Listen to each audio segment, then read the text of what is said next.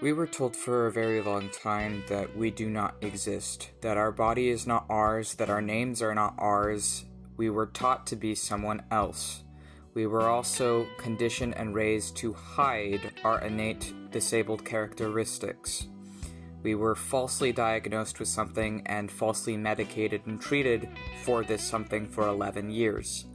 After we escaped the clutches through being disowned by the primary source of our actual disabilities, we were finally able to get real treatment and care for our actual disabilities. We have autism, DID, dissociative identity disorder, and PTSD. We have always had autism. We've displayed signs of autism ever since we were at least 3 years old.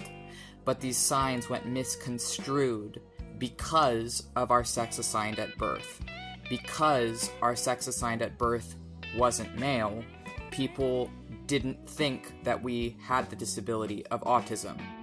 And because of being falsely raised and falsely conditioned to perform femininity and perform girlhood, we went unseen, untreated, uncared for, and mistreated for something we do not have.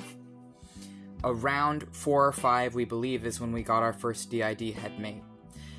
Their name was Scared, and he was a very large, brown-furred man with dark gray hands and feet, sort of like how people depict a gorilla or Bigfoot, but instead of a face, he had sort of a mask or netting, like a tennis racket material or fencing mask, like a mesh. So sort of like a hood, like a brown furry hood that also was his fur over his body, dark gray hands and feet, and a mask made of like a tennis material. We also had some other alters, but we think they were integrated.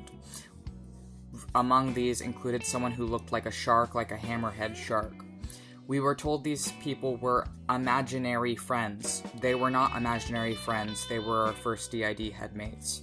Scared was an emotion holder. They held the emotions of fear we weren't allowed to experience.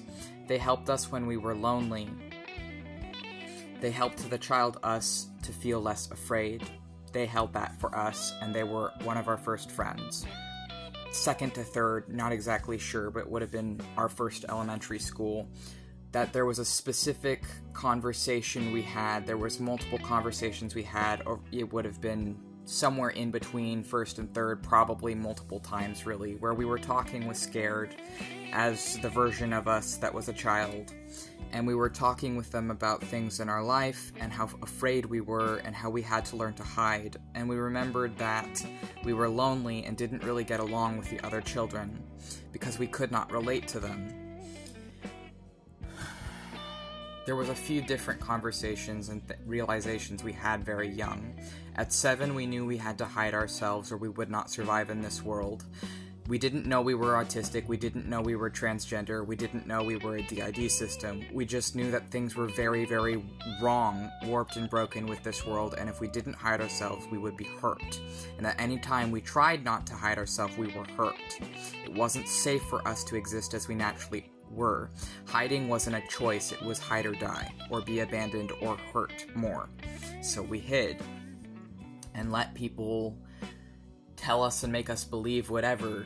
We always felt deep down something was wrong, but we couldn't know what it was until we were safe enough to actually reevaluate our past, now in our 20s, physically escaped from the primary source of our complex trauma and our DID. It's very, very difficult existing as disabled and differently and as an other and a multi-marginalized person in a world that has never given me the right to my own names, to my own body, to my own life, where I did not know autonomy until my 20s, where I have many different names as a DID system, and none of the names any of us use are the names on our birth certificate.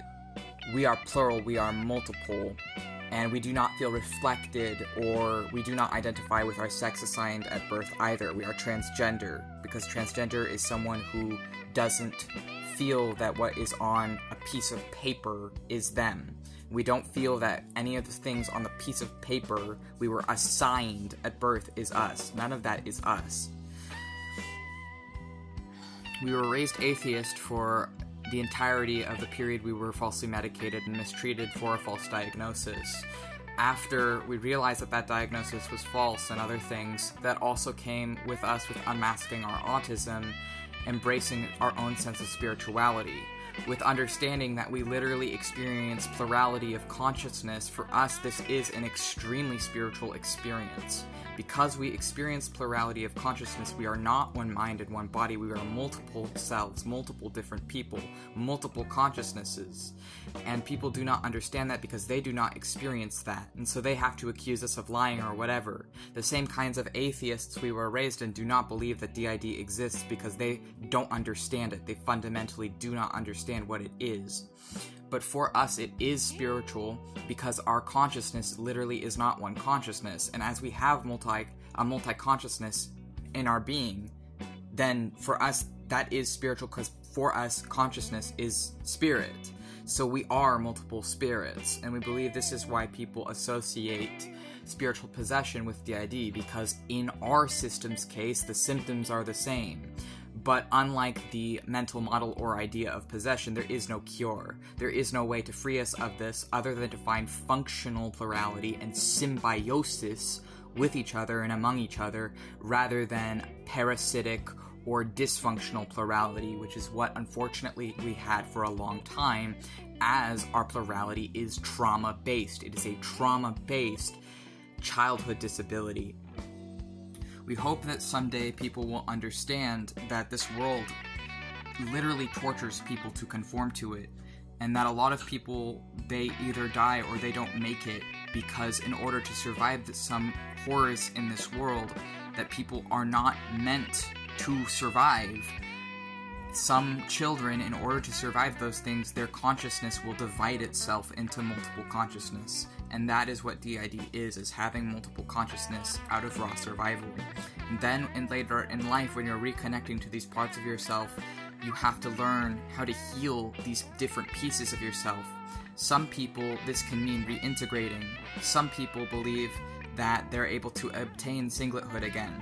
We do not. We are not among these systems that believe that singlethood is a viable option for us. We have never been a singlet. We will never be a singlet. We didn't know we had DID. We didn't accept that we had DID. In fact, we fervently rejected it even after being diagnosed at first.